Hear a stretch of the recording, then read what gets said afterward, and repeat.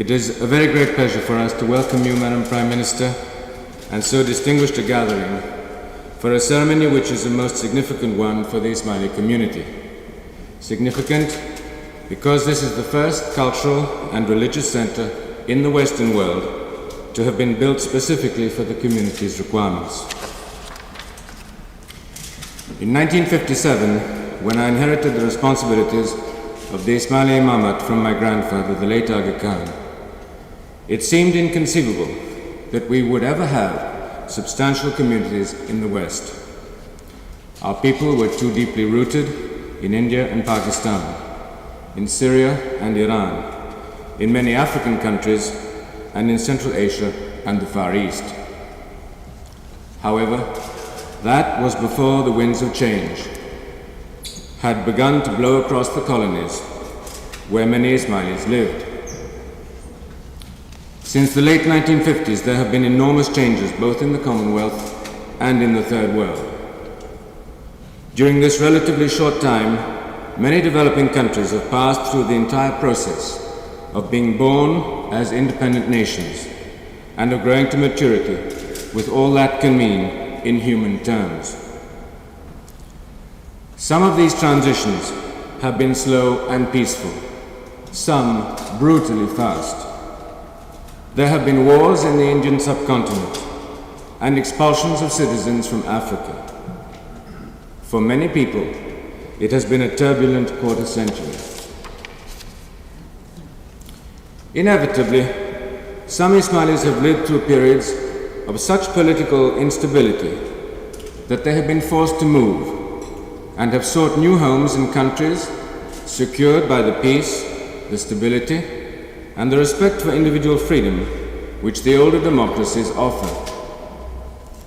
Understandably, those from the Commonwealth have often wished to stay within it. Under this pressure of events, the Ismaili community in the United Kingdom, which until early in the 1970s consisted principally of students, has grown in recent years, as it has also done in Western Europe, Canada, and the United States. Among those who have arrived have been doctors, engineers, accountants, and other professional people, as well as businessmen. They have come to find peace and safety on a permanent basis for themselves and their children, aspiring to add their part to the strength of Britain's economy and of its social and cultural fabric, to work and prosper both for themselves and for this country's future. This, then, is the historical context in which the Imamat and the community have created new institutions in Britain, one of the most significant of these being the centre which you, Madam Prime Minister, are doing us the honour of opening today. It is probably true to say that eventually Ismailis, like other groups which have settled in the United Kingdom permanently, may lose touch with their original languages and adopt many aspects of British life. But they are certain to maintain their faith and their traditions whilst accepting what seems best and most appropriate from Western civilization. This building is more than simply a place of congregation. Through the quality of its design and workmanship, it will be a bridge between the culture of the community's roots and that of its future, as well as a symbol of the hopes of people who have lived through change and turbulence and have ultimately found security here in Britain. They are proud that it now joins two other institutions of their community already established in London. These are the Institute of Ismaili Studies, concerned with academic and ecumenical research, which collaborates with the University of London Institute of Education and McGill University in Canada, and the Arkan Foundation, a non-profit philanthropic agency assisting some 500 educational and healthcare units or programs in Asia and Africa. The Foundation is currently privileged to be collaborating with more than 30 other international organizations, both governmental and non-governmental. Among them are the Overseas Development Administration and Oxfam here in Britain. CARE, the Canadian International Development Agency, the Ford Foundation, UNICEF, and the World Health Organization. As a result of these and other social and economic development activities of the Imamate, particularly in Commonwealth countries, I have become keenly aware of the effects of the recent world recession. In the industrialized nations, it has forced radical rethinking on a number of economic issues, and here I would like to pay tribute to the pragmatism which you, Madam Prime Minister, have displayed in facing them. Although the economic problems of the Third World are certainly not identical with those of the West, no impartial observer could fail to recognize an increasing willingness among developing countries to adopt a similarly pragmatic approach, especially in the encouragement of individual endeavor. Many Third World countries are now reframing their policies. I could name numerous examples: China, India, Bangladesh, Sri Lanka. As the President of the World Bank, Mr. Clausen, observed in a speech here in London in February, there is evidence enough that the most rapid economic growth in the developing world has been achieved in countries where governments have recognized that private enterprise has a critical role to play. However, the role of private endeavor in third world societies goes far beyond economic activity alone. It has long extended into healthcare, into education, into the crucial area of rural development, into almost every aspect of nation building. Nor is the newfound recognition of its worth connected only with competing ideologies. I believe that it is a reflection of the urgent need to make the fullest use of all a nation's available resources, of which in the third world, efforts of individuals are a major component.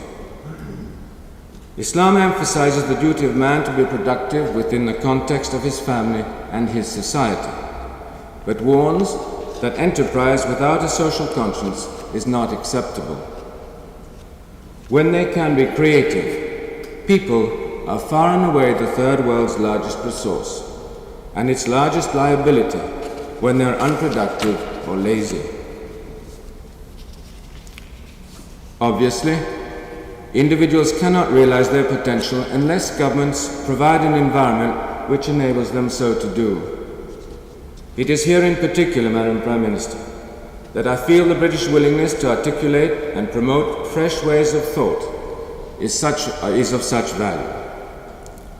Creative, industrialized nations, new or old, can exercise considerable influence in the third world by encouraging governments there to test new ideas. And those ideas are destined to become increasingly powerful as the revolution in communications exposes more and more people, particularly the vast rural majority of the developing countries, to their impact.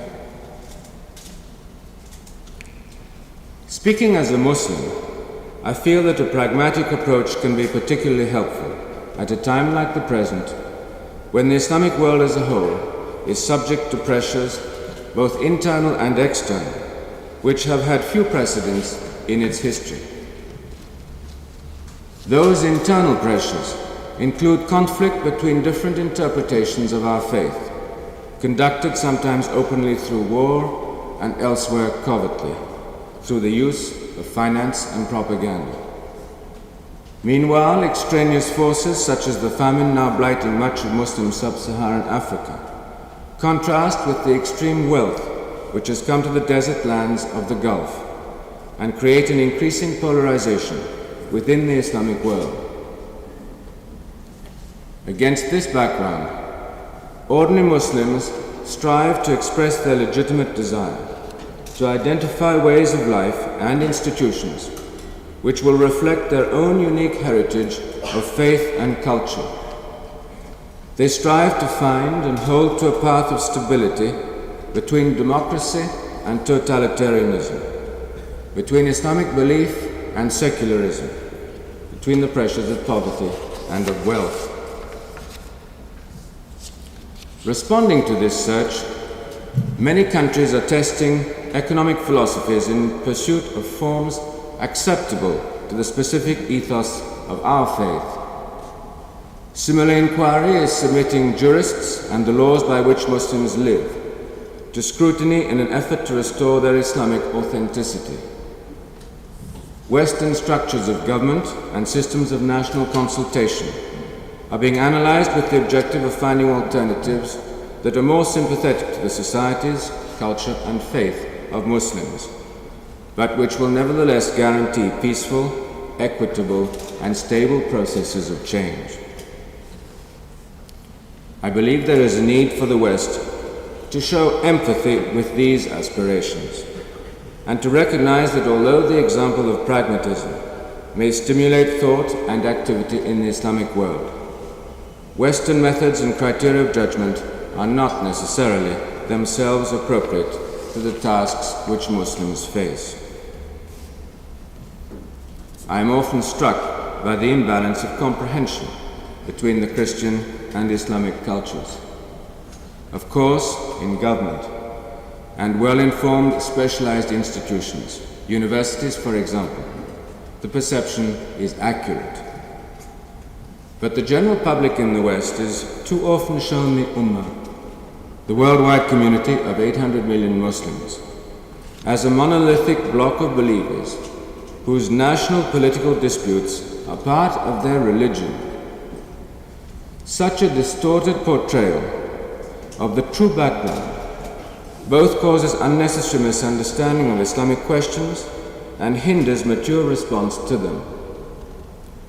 In reality, certain expressions of political action cannot be considered representative of that faith of peace which so many millions of people practice every day, nor because their majority is rural and isolated are its feelings reported. The silent majority is indeed silent. It is my deep conviction that a strong consensus of wisdom does exist within the Islamic world, and that the silent majority of Muslims wishes to heal divisions, not exacerbate them. This desire is one which the Ismaili community, being spread virtually throughout the Ummah, has good cause both to appreciate and to share. Given a wider understanding of the forces acting upon the Islamic Ummah, I am sure that the industrialized nations can help to add strength to its efforts for peace and the world economy. I believe, Madam Prime Minister, that your presence here today is proof of your own comprehension of the issues involved and of your willingness to assist in their resolution, as well as being an expression of welcome and consideration for the young Ismaili community now established in Britain. We are all greatly honored at your being with us, Madam Prime Minister. It is a source of pleasure and pride to the Ismaili community, and this centre should be situated in the heart of London, and we now look forward to its becoming a valuable addition to this distinguished neighbourhood. Thank you.